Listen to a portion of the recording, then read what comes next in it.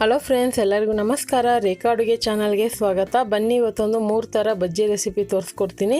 ಏನೂ ಇಲ್ಲ, ಯಾವಾಗೂ ಒಂದೇ ರೀತಿ ಬಜ್ಜಿ ಮಾಡಿ ಬೋರ್ ಆಗಿದ್ರೆ ಏನಾದರೂ ಡಿಫ್ರೆಂಟ್ ಟೇಸ್ಟ್ ಟ್ರೈ ಮಾಡಬೇಕಂದ್ರೆ ಈ ರೆಸಿಪಿನ ಟ್ರೈ ಮಾಡಿ ನೋಡಿ. ತುಂಬಾ ಚೆನ್ನಾಗಿರುತ್ತೆ. ಎಲ್ಲ ಮನೆಯಲ್ಲಿರೋಂಥ ಇಂಗ್ರೀಡಿಯೆಂಟ್ಸೇ.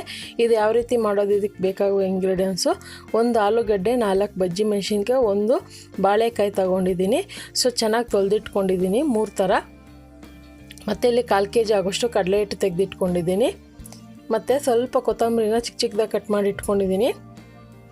1 ಟೀ ಸ್ಪೂನ್ ಆಗೋಷ್ಟು ಬೆಳ್ಳುಳ್ಳಿ ಶುಂಠಿ paste, 1 tea spoon garam masala, 1 tea spoon ಅಚ್ಕಾರದ ಪುಡಿ, ಮತ್ತು ಇಲ್ಲಿ ಕಬಾಬ್ ಪೌಡರ್ ತೊಗೊಂಡಿದ್ದೀನಿ. ಮನೇಲಿ ಒಂದು ಸ್ವಲ್ಪ ಉಳಿದಿತ್ತು, ಸುಮಾರು ಒಂದು 2 ಟೇಬಲ್ ಸ್ಪೂನ್ ಆಗೋಷ್ಟು ಬೇಕು. ಹಾಗೆ ಇಲ್ಲಿ ರೆಡ್ ಫುಡ್ ಕಲರ್ ಒಂದು 1/4 ಟೀ ಸ್ಪೂನು, ಸೋಡಾ ಒಂದು 1/4 ಟೀ ಸ್ಪೂನು, ಮತ್ತು ಮಾಡೋದಕ್ಕೆ ರುಚಿಗೆ ತಕ್ಕಷ್ಟು ಉಪ್ಪು.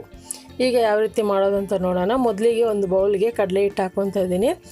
ಕಡಲೆ ಹಿಟ್ಟು ನಿಮ್ಗೆ ಏನಾದರೂ ಕ್ರಿಸ್ಪಿಯಾಗಿ ಬೇಕಂದರೆ ಇಲ್ಲೊಂದು 2 ಟೇಬಲ್ ಸ್ಪೂನ್ ಅಕ್ಕಿ ಹಿಟ್ಟು ಕೂಡ ಹಾಕೊಬೋದು. ಅಕ್ಕಿ ಹಿಟ್ಟು ಬದಲು ನಾನು ಕಬಾಬ್ ಪೌಡರ್ ಯೂಸ್ ಮಾಡ್ತಾಯಿದ್ದೀನಿ, ಅದರಲ್ಲೇ ಕ್ರಿಸ್ಪಿ ಅನ್ನೋದು ಬರುತ್ತೆ. ಇಲ್ಲಿ ನಾನು ಫುಡ್ ಕಲರು ಮತ್ತು ಖಾರದ ಪುಡಿ, ಸೋಡಾ ಇದೆಲ್ಲ ಹಾಕ್ಕೊತಾ ಇದ್ದೀನಿ. ಮತ್ತು ಇದಕ್ಕೆ ಗರಂ ಮಸಾಲ, ಕೊತ್ತಂಬರಿ, ಶುಂಠಿ ಬೆಳ್ಳುಳ್ಳಿ ಪೇಸ್ಟು. ಇದು ಡಿಫ್ರೆಂಟ್ ಟೇಸ್ಟು, ತುಂಬಾ ಚೆನ್ನಾಗಿರುತ್ತೆ. ನಾನ್ ವೆಜ್ ತಿಂದೇ ಇರೋರು ಕಬಾಬ್ ಪೌಡ್ರನ್ನ ಸ್ಕಿಪ್ ಮಾಡ್ಕೊಬೋದು, ಬೇರೆ ಗರಂ ಮಸಾಲ ಯೂಸ್ ಮಾಡ್ಕೊಳ್ಳಿ. ನಾನ್ ವೆಜ್ ತಿನ್ನೋರು ಯೂಸ್ ಮಾಡ್ಕೊಳ್ಳಿ. ಟೇಸ್ಟ್ ಮಾತ್ರ ತುಂಬಾ ಚೆನ್ನಾಗಿರುತ್ತೆ. ಕಬಾಬ್ ಪೌಡ್ರು ನೀವು ಯಾವ ಬ್ರ್ಯಾಂಡ್ದಾದ್ರು ಯೂಸ್ ಮಾಡ್ಕೊಳ್ಳಿ. ಈಗ ಇದಕ್ಕೆ ರುಚಿಗೆ ತಕ್ಕಷ್ಟು ಉಪ್ಪು ಹಾಕ್ಕೊತಾ ಇದ್ದೀನಿ. ಕಬಾಬ್ ಪೌಡರ್ ಬಂದ್ಬಿಟ್ಟು ನಾನು ಮನೇಲೆ ಒಂದು ಅರ್ಧ ಉಳಿದಿತ್ತಲ್ವ, ಅದನ್ನೇ ಇಟ್ಕೊಂಡು ಒಂದು ಡಿಫ್ರೆಂಟಾಗಿ ಮಾಡೋಣ ಅಂತ ಟ್ರೈ ಮಾಡಿದ್ದು, ಚೆನ್ನಾಗಿತ್ತು, ಅದಕ್ಕೆ ನಿಮ್ಗೆ ತೋರಿಸ್ತಾ ಇದ್ದೀನಿ. ಈಗ ಇದಕ್ಕೆ ಚೆನ್ನಾಗಿ ಡ್ರೈ ಮಿಕ್ಸ್ ಮಾಡ್ಕೊಳ್ಳೋಣ. ಈಗ ಇದಕ್ಕೆ ಸ್ವಲ್ಪ ನೀರು ಹಾಕ್ಕೊಂಡು ಇದನ್ನು ಬಜ್ಜಿ ಹಿಟ್ಟನ್ನ ಅದಕ್ಕೆ ಕಲಿಸ್ಕೊಬೇಕು. ಯಾವಾಗೂ ಅಷ್ಟೇ ಬಜ್ಜಿಗೆ ಒಂಥರ, ಬೋಂಡಾಗ ಒಂಥರ ಡಿಫ್ರೆಂಟಾಗಿ ಕಲಿಸೋದು. ಬಜ್ಜಿಗೆ ತೆಳ್ಳಗೆ ಕಲ್ಸೋಕ್ಕೆ ಹೋಗಬೇಡಿ, ಒಂದು ಮೀಡಿಯಮಾಗಿ ದೋಸೆ ಹಿಟ್ಟನ್ನ ಅದಕ್ಕೆ ಕಲಿಸ್ಕೊಬೇಕು. ಸ್ವಲ್ಪ ನೀರು ಹಾಕ್ಕೊಂಡೆ ಕಲಿಸ್ಕೊಳ್ಳಿ. ನೀವು ಡೈರೆಕ್ಟಾಗಿ ಜಾಸ್ತಿ ನೀರು ಹಾಕಿ ತೆಳ್ಳಗಾಗೋದ್ರೆ, ಬೈ ಚಾನ್ಸ್ ತೆಳ್ಳಗಾಯ್ತಂದರೆ ಮತ್ತೆ ಒಂದು ಸ್ವಲ್ಪ ಕಡಲೆ ಹಿಟ್ಟು ಎಕ್ಸ್ಟ್ರಾ ಹಾಕ್ಕೋಬೇಕಾಗುತ್ತೆ. ಮತ್ತು ಉಪ್ಪು ಖಾರ ಚೆಕ್ ಮಾಡ್ಕೊಳ್ಳಿ. ಇವಾಗ ನೋಡ್ತಾ ಇರ್ಬೋದು, ಹಿಟ್ಟು ಚೆನ್ನಾಗಿ ಕಲಿಸಿದ್ದೀನಿ. ಯಾವ ಥರ ಇರಬೇಕು ಅಂದರೆ ನೋಡಿ, ಈ ಥರ ಬೆರ್ಲಿ ನಾನು ತೋರಿಸ್ತಾ ಇದ್ದೀನಿ. ಮಸಾಲೆ ನಾವು ಬೆರ್ಲಲ್ಲಿ ಟಚ್ ಮಾಡಿದಾಗ ಅದು ಹಂಗೆ ಅಂಟ್ಕೋಬೇಕು, ಆವಾಗ ತರಕಾರಿಗೂ ಅಂಟ್ಕೊಳ್ಳುತ್ತೆ. ಅದೇನಾದ್ರು ಅಂಟ್ಕೊಂಡಿಲ್ಲ ಅಂದರೆ ಬಜ್ಜಿ ತಿನ್ನೋದಕ್ಕೆ ಚೆನ್ನಾಗಿರಲ್ಲ, ಕ್ರಿಸ್ಪಿ ಬಂದ್ಬಿಡುತ್ತೆ. ನಿಮಗೆ ಸಾಫ್ಟಾಗಿ ಬೇಕಂದರೆ ಆ ಥರ ಹಿಟ್ಟು ಕಲಿಸ್ಕೊಳ್ಳಿ.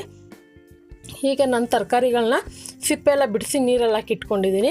ಬಜ್ಜಿ ಮೆಣಸಿನ್ಕಾಯಿನ 4 ಭಾಗ ಮಾಡ್ಕೊತೀನಿ. ಚಿಕ್ಕದಾಗಿದ್ದರೆ 2 ಭಾಗ ಮಾಡ್ಕೊಳ್ಳಿ, ದೊಡ್ಡದಾಗಿದ್ದರೆ 4 ಭಾಗ ಮಾಡ್ಕೊಳ್ಳಿ. ನಾನಿಲ್ಲಿ 3 ಪೀಸ್ ಮಾಡ್ಕೊಂಡಿದ್ದೀನಿ. ಇವಾಗ ಬಜ್ಜಿ ಸ್ಲೈಸ್ ಮಾಡ್ಕೊತಾ ಇದ್ದೀನಿ ಬಾಳೆಕಾಯಿದು. ನೀವು ಬೇಕಂದರೆ ಮೀಡಿಯಮ್ ಸೈಜ್ ಬಾಳೆಕಾಯಿ ತೊಗೊಂಡ್ರೆ ಪೂರ್ತಿ ಉದ್ದಕ್ಕೆ ಮಾಡ್ಕೊಬೋದು. ಇದು ಸ್ವಲ್ಪ ದೊಡ್ಡದಾಗಿತ್ತು ಅಂದ್ಬಿಟ್ಟು ನಾನು 2 ಭಾಗ ಮಾಡ್ಕೊಂಡಿದ್ದೀನಿ.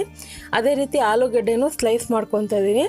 ತೀರಾ ಚಿಪ್ಸಿಗೆ ಮಾಡೋ ಥರ ಮಾಡೋಕ್ಕೆ ಹೋಗಬೇಡಿ, ಅದು ಚೆನ್ನಾಗಿರಲ್ಲ. ಬಜ್ಜಿಗೆ ಅಂದರೆ ಸ್ವಲ್ಪ ಲೇಯರ್ ದಪ್ಪ ಇರಬೇಕು. ಇವಾಗ ತರಕಾರಿ ಎಲ್ಲ ನಾನು ಸ್ಲೈಸ್ ಮಾಡಿದ್ದಾಯಿತು. ಇವಾಗ ಕಡಲೆ ಹಿಟ್ಟು ಕೂಡ ಚೆನ್ನಾಗಿ ಒಂದು 5 ನಿಮಿಷ ಬಿಟ್ಟಿದ್ದೆ, ನೆಂದಿದೆ.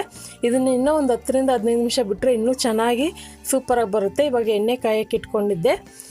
ಎಣ್ಣೆ ಕಾದ್ಮೇಲೆ ಚೆನ್ನಾಗಿ ಎಣ್ಣೆ ಕಾದಿರಬೇಕು ನೋಡಿ, ಹಾಕಿದ ತಕ್ಷಣ ಮೇಲೆ ಬರಬೇಕು, ಆ ಥರ ಎಣ್ಣೆ ಕಾದಿರಬೇಕು. ಅದೇ ನೀವು ಬೇಯಿಸೋವಾಗ ಮೀಡಿಯಮ್ ಫ್ಲೇಮಲ್ಲಿ ಇಟ್ಕೊಂಡು ಬೇಯಿಸ್ಕೊಳ್ಳಿ. ಯಾವಾಗೂ ಅಷ್ಟೇ ಎಣ್ಣೆ ಕಡಿಮೆ ಉರಿ ಇಟ್ಕೊಂಡು ನೀವೇನಾದರೂ ಬಜ್ಜಿ ಹಾಕೋಕ್ಕೆ ಹೋದರೆ ಅದು ಚೆನ್ನಾಗಿ ಉಬ್ಬೋದಿಲ್ಲ, ಮತ್ತು ಹೋಗಿ ಬಾಣಲಿ ಕೆಳಗಡೆ ಅದು ಅಂಟ್ಕೊಂಡ್ಬಿಡುತ್ತೆ.